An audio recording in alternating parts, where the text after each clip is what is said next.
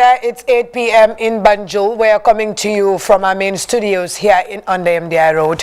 This is the news and, of course, the headlines. The communities of Njaba, Kunda and Farafenye pledge support to President Adama Barrow and the NPP ahead of the December polls as he continues his Meet the People tour in the North Bank region. Deputies at the National Assembly engaged the Petroleum and Energy Minister on the country's electricity expansion project during question and answer session. The Special Representative of the United Nations Secretary General for West Africa and the Sahel, Mohammed Ibn Chambers, visit the Gambia ahead of the December polls. Away from home, Guinea's military junta Colonel Mamadi Doumbouya holds talks with foreign diplomats on the formation of a new government and roadmap towards a civilian rule. And more than 20 soldiers killed during clashes between forces loyal to South Sudan's Vice President Riek Machar and splinter group in the northern part of the country. Well, these and many other stories coming ahead. With me, Fatu Elika Mulushi. Stay with us.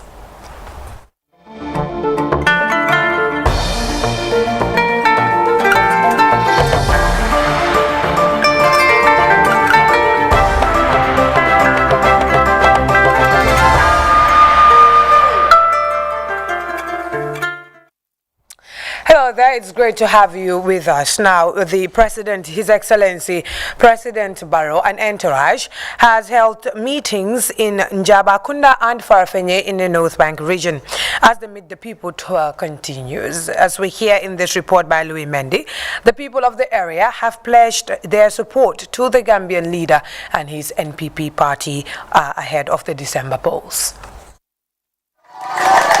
It was Tuesday, and day 2 of the Meet the People tour, and President Barrow and his cabinet ministers began the day with a visit to a poultry farm in Daslami in Lower Nyomi district in the North Bank region.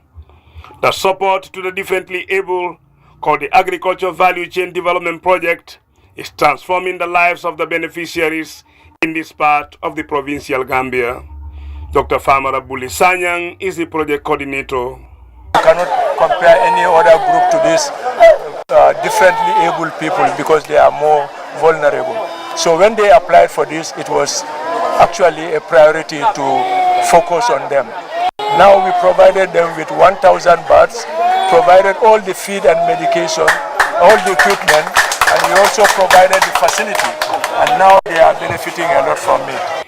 Pleased with the impact of the project, President Barrow personally donated $100,000 to strengthen its sustainability and encourage the beneficiaries to continue to take ownership of the life-changing initiative.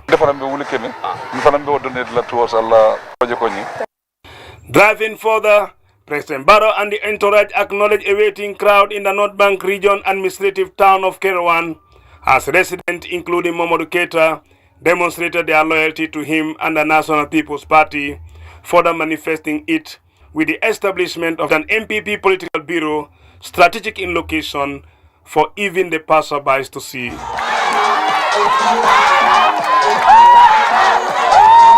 Next up was a site visit to the farms in Jabakunda in central Badibu, where the president was encouraged by the work of large-scale farmer Alaji Jan, the chief of central Badibu. Barrow used the opportunity to implore on Gambians to till the soil for national food security, pledging his readiness to make farming more rewarding to the agrarian community, already demonstrated by the dozens of tractors, power tillers, milling machines, and other farm implements he gave to farmers across the country. Especially Sanomi along Senoki business.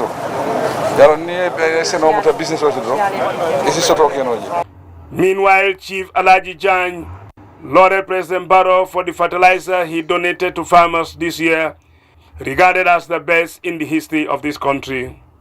John Mendy is the Agri Director for the North Bank region. The way things are going, definitely we are expecting a bumper harvest. The rain is good, and farmers are really working hard in their fields, as you can see right now. The site visit culminated into 2 massive political rallies in Jabakunda and Farafenye, graced by thousands of the NPP party faithful and well-wishers. Meet the People tour is a constitutionally required engagement which availed the President and his cabinet ministers the opportunity to meet and dialogue with Gambians on the impact of the government policies and programs, and in the North Bank region it wasn't amiss, as the people of the area praised President Barrow for the sustainable support to agriculture, infrastructure, education and health. Their morals were further boosted when President Barrow donated 10 ambulances to the region for speed.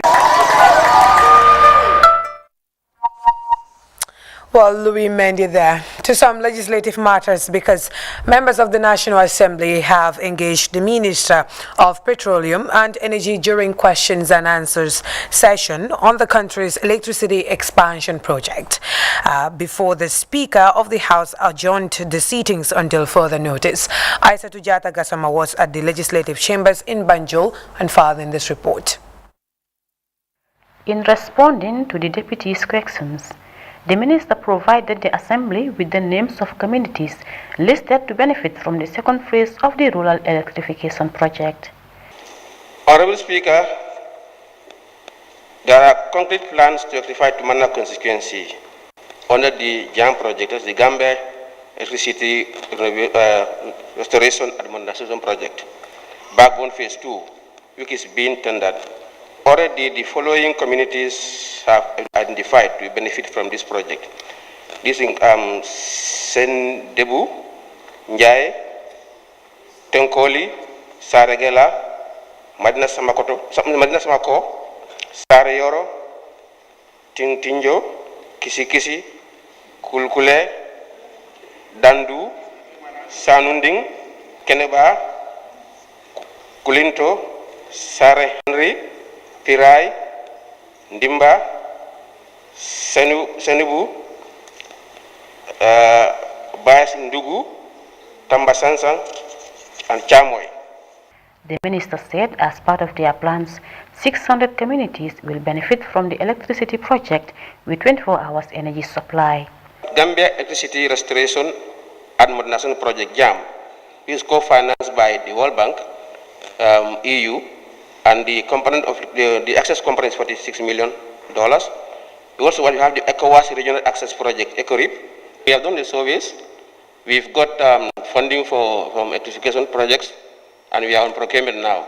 So some contracts have already been signed, and one of the areas, if you launched from some projects already, you know, the Diabugu, Lamenko Diabugu has been launched, and so other projects have been launched. So we have already projects that we have given a master list. We have got funding for those ones. So now we have got the funding. We are on procurement. So it's just after procurement implementation. So that's how far we have gone. But Honorable, maybe to make this clear, when I say we are on procurement, we are not putting on poles now. You don't see poles being erected now, because if you are on procurement, and after that, the companies will mobilize. You know, the materials will be manufactured, shipped, and then we start work. The nominated member, Honorable Yasin, represented the differently abled and asked the minister about its role in regulating domestic wiring and home installations amid the spark of fire outbreaks. One thing, NET has a role to bring electricity to the doorstep.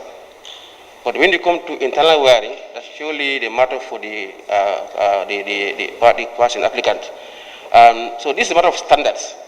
One standard in terms of the wires, and that has to do with the standard of where that's coming in, which is not under the control of my ministry or NAVEC, so not yet.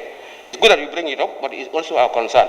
Because sometimes you can give bad name to the utility when actually it is responsible. Most of the fires are caused by that kind of problems, when actually is poor wiring. But that is mainly the people who are building their houses, and they go for cheap labor, cheap material. So first is how to control those cheap materials to come into the country, and then the type of, probably also my view is that to look at the people who are contractors who are actually doing this wiring to be certified contractors. The Energy Minister urged that the provision of electricity to every Gambian is their key priority. But his ministry will also engage necessary structures to to mitigate the issue across household levels. Deputies also questioned the type of poles to be used in the rural electrification project. Minister Sanyan said the poles for use are yet to be decided, but was quick to add that concrete and iron are both good for the project. For the news, I am Aissatou Jata. Now, the Special Representative of the United Nations Secretary General for West Africa and the Sahel, Mohammed Ibn Chambers, is on a walking visit in the Gambia ahead of the December polls. In an exclusive interview with the top diplomat, Mr. Chambers disclosed that he is in country with his team to work with all political parties, civil societies and stakeholders in order to develop a code of conduct that will be signed by all parties to ensure a peaceful, credible and transparent election. Here's an excerpt. Under the auspices of the international idea, the main objective of the work we are engaged in is to have the political parties, civil society, media, work out a code of conduct that will then be signed by the candidates for the presidential elections, which we will know hopefully by early November. It is crucially important that the elections of 4th December are peaceful. For that to happen, we need all of us as Gambian stakeholders, international partners, to work and ensure that we create an environment, an atmosphere which will be conducive to peace. The Gambia is known as a peaceful country. Gambian people are known for their civility, and with this coming elections, the challenge is huge. This will be the first elections in the new democratic dispensation. Gambia cannot do worse than it performed in 2016. And let us all face it, in spite of the great difficulties at the time, the IEA delivered credible elections which led to the change of regime. Under the new dispensation, we have been working with the government, political parties, leaders of political parties, major civil society organizations, and the media. We have just this evening had discussions, consultations with the Honorable Attorney General, with the Honorable Minister of Information, and we have been assured once again of the determination of government to do its utmost to carry out its responsibilities to ensure that the facilities are there to ensure peaceful elections. Similarly, from the major political leaders that we have met, we have received their engagement, their commitment to also ensure that the peace that the Gambia is enjoying now is not disturbed, and that at the end of the day, what every active player should have in mind, that the ultimate winner will be Gambia, the Gambia, a peaceful, stable, prosperous Gambia will be in the benefit of all Gambians, and therefore nothing should be done that could undermine the peace and the stability of the country. The heart of the discussions we had with the Honorable Minister and the PS Minister of Information, and they have assured us of the importance of ensuring that the media and journalists as a whole play a professional, objective and unbiased role in ensuring that the peaceful atmosphere that we want is there. And they should do that by correct reportage, by basing their reports on facts, verifiable facts, and also by giving all sides equal opportunity to be heard. The Honorable Minister has informed us that at the appropriate time, the IEA will come out with a calendar for equal opportunity and time for candidates, and that this calendar will be binding on state media. Certainly, the ministry has no intention whatsoever to alter that, so they will respect this right of the IEA to define a calendar for all candidates so that all candidates will be given equal access. I have, of course, pointed out that this should apply not just with state media, but in fact we hope that private media will equally understand the importance of giving all candidates a chance to be heard so that they can deliver their messages to the Gambian people. We want this to be a campaign based on policies, campaign of issues, not campaign where sentiments will be inflamed. Let's avoid hate speech and incitement of ethnic or religious biases. Let's have a campaign which will be civil and issue-oriented. Thank you. Well, the United Nations Special Representative of the UN Secretary General for West Africa and the Sahel, Mohamed Ibn Chambers, talking to GRTS by Ibrahim Cham there. Now, sets of motorbikes are set to replace an old fleet being used by community health workers in the North Bank region. The development came courtesy of Riders for Health, the Gambia, as the organization completes training for the riders of the motorbikes before officially handing the bikes to the Ministry of Health. Aissatou Keita reports on the training and partnership deal between the Ministry and Riders for Health.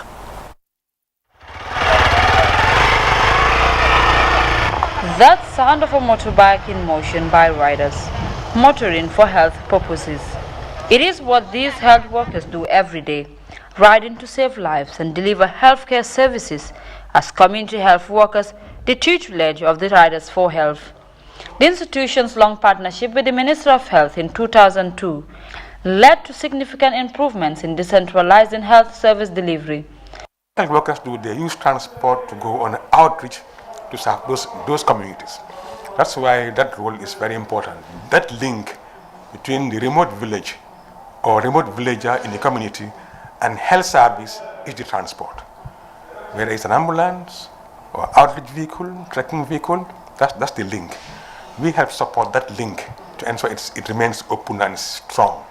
Riders for Health is totally focused on mobility-centered health delivery, with the institution specializing in supplying, managing and maintenance of vehicles for health-focused organizations in African countries.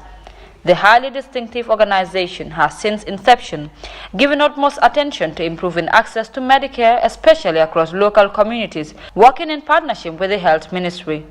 The contractual agreement signed to bring in these 30 motorbikes is part of a program to replace a fleet that has already completed its lifespan.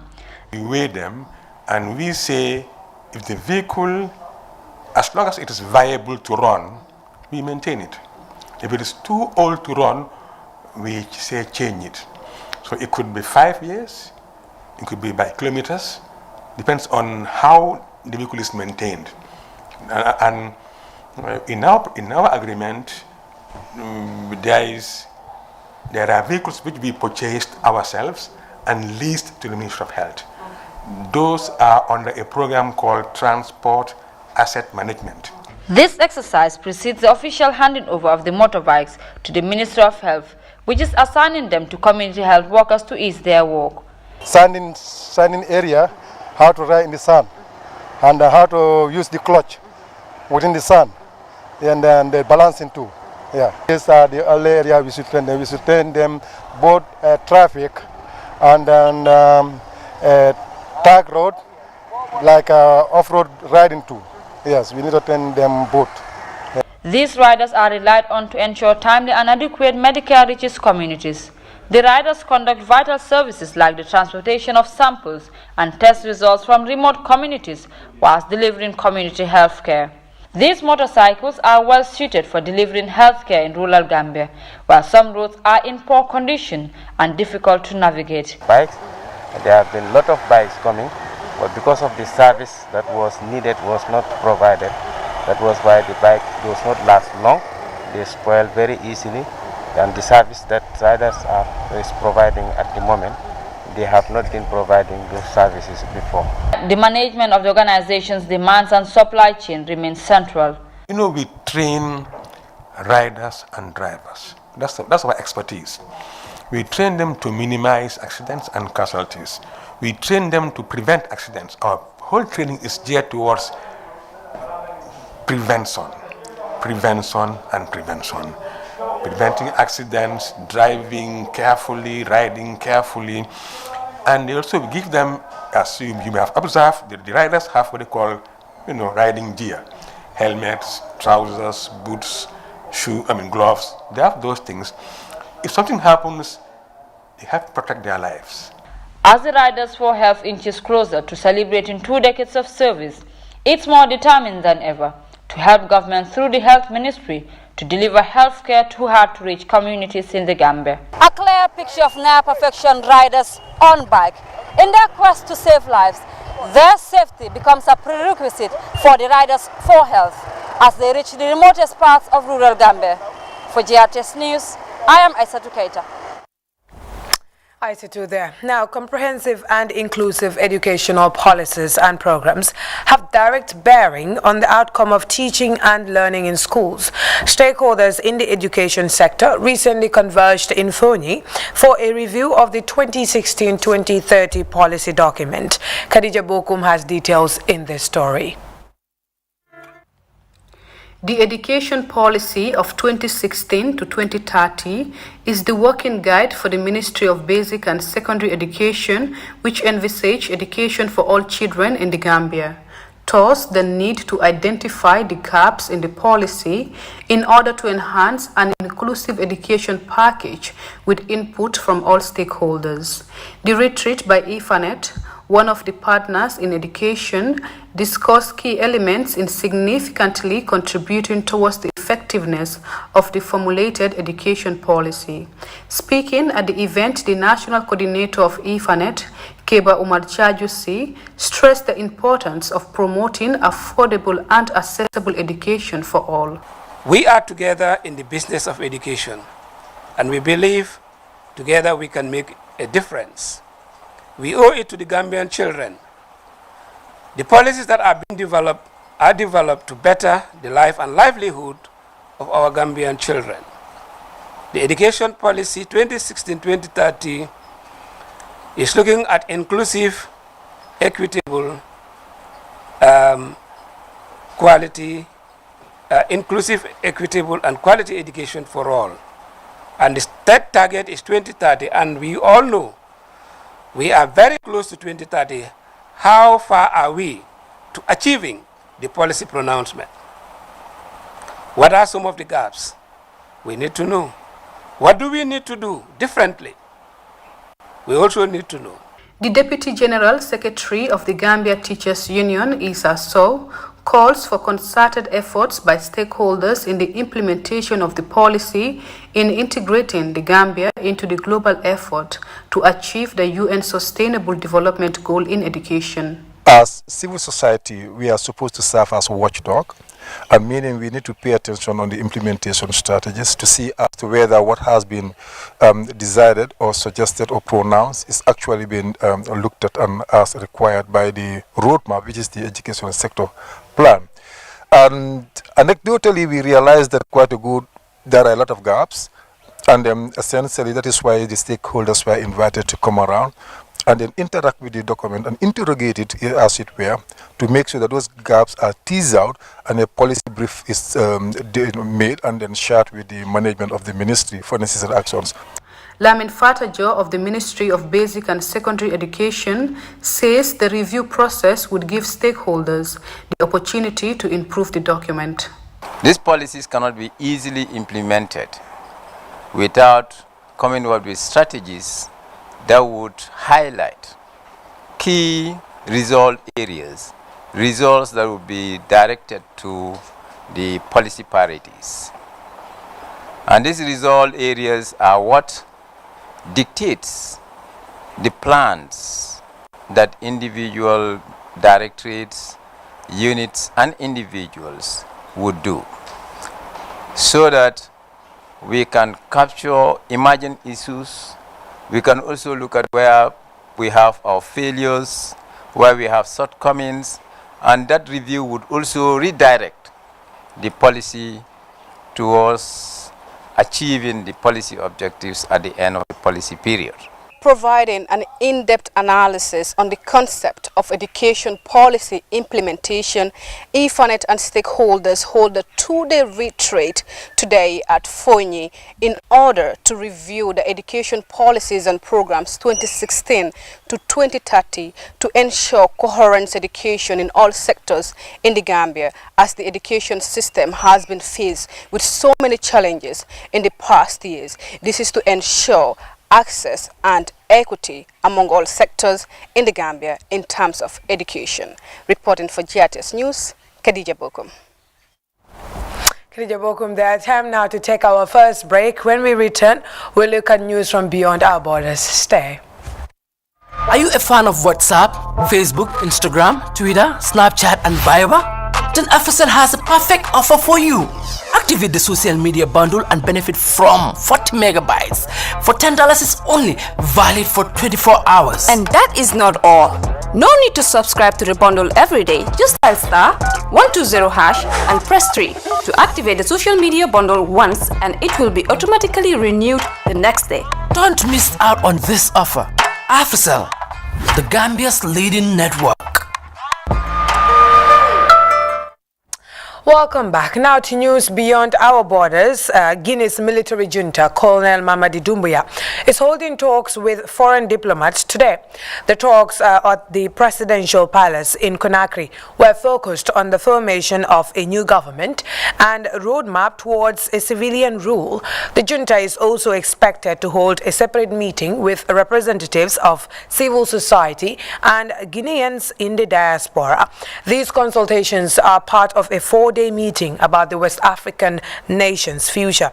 The dialogue kicked off on Tuesday with the military leaders meeting with the officials from the party of the opposition leader Selou Faleyen Diallo. Well, since September 1st, news in Guinea has been dominated by the military coup that overthrew President Alpha Condé. Details in the CGTN report. Sunday, September 5, another coup in Africa was unfolding in Guinea. President Alpha Condé had been deposed and arrested by a group of soldiers. They were led by Lieutenant Colonel Mamadi Doumbouya. For one local media group, it was time to reorganize its programming and position itself to inform its local audience on the emerging situation. As soon as we learned they were shooting in the vicinity of the presidential palace, we put a team on alert. We were receiving conflicting information initially about the president. Some people said he was doing very well, while others said he was already captured. Our teams later hit the streets to cover the celebrations. Radio station FIM commands a respectable number of listeners in Guinea. As the reality of the coup came to the fore, the editorial team also took the necessary steps to capture the moment. Our teams are always on the alert for the current situation, but beyond that, we have an editorial board that functions in the normal way as in all media houses. We meet every morning and discuss the news. Depending on the topic selected, we deploy our reporters in the field. We also have a watchdog team that goes around to other media outlets to follow what's happening in other places. In Guinea, the relationship between the media and military has always been tense when covering sensitive events. However, things were different in this case. Bon, c'était très facile. Moi, j'ai reçu un coup d'appel très tôt le matin. While on my way to Conakry, I received a video in which the special forces announced that they had taken power. Afterwards, I received images of President Alpha Condé on WhatsApp. But how could I verify this information as a journalist? I called everywhere and someone gave me Colonel Ndumboya's number, which I tried to reach in vain. So I decided to leave him a message via WhatsApp, and he called me back later and confirmed that he is the new president. We're not encountering any challenges on the ground. From the first day of the coup, we deployed reporters who gave us the first reactions to the event. It must be said that the current junta is different from the one we knew in 2008. It is less talkative, very organized. The media in Guinea say they are counting on the good collaboration of the junta to be able to relay developments in the country. Joy Kiruki Juma, CGTN. Well, let's turn to news from South Sudan now, where more than 20 soldiers have been killed in clashes between forces loyal to South Sudan's Vice President Riek Machar and the splinter group in the northern part of the country. Riek Machar's force split into two last month when a coup of generals claimed to have ousted him. Details in the CGTN report. Magenis in Upper Nile State began on Sunday. Each side is accusing the other of starting the violence. Both groups are vowing to continue fighting because each of them claims to be fighting in self-defense. The violence is threatening to derail the implementation of a peace deal signed 3 years ago. It is that peace deal that brought opposition leader Riek Machar as vice president in the current government. The East African regional body that brokered the 2018 peace agreement, the Intergovernmental Authority on Development, or IGAD, says it is concerned about the clashes. IGAD is urging the rivaling groups to resolve their differences by dialogue.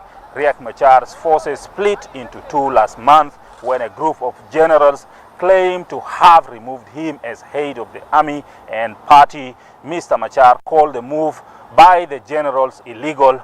Violence is now resulting from the disagreement. Patrick Poyet, CGTN, Juba, South Sudan. And before we end this newscast, a reminder of the day's top stories.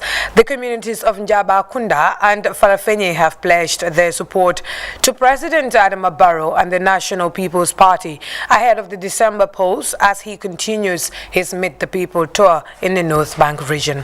Deputies at the National Assembly have been engaging the Petroleum and Energy Minister on the country's electricity expansion project during question and answer session. The special representative of the United Nations General Secretary General for West Africa and the Sahel, Mohammed Ibn Chambers, has visited the Gambia ahead of the December polls. Away from home, Guinea's military junta, Colonel Mamadi Doumbouya, has held talks with foreign diplomats on the formation of a new government and roadmap towards a civilian rule. And more than 20 soldiers have been killed during clashes between forces loyal to South Sudan's Vice President Riek Machar and splinter group in the northern part of the country. Well, that's all in this edition of GRTS News at 2000 hours in Banjul. Till I come your way again at 2200 hours for more news. Enjoy the rest of our programs.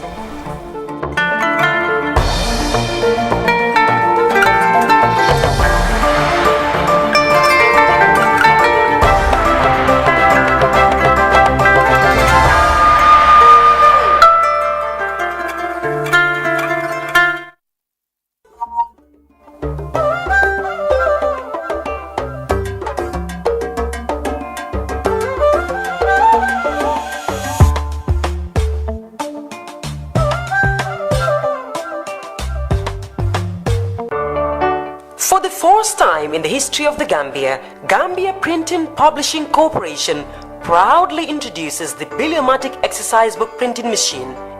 The machine has the capacity to print more than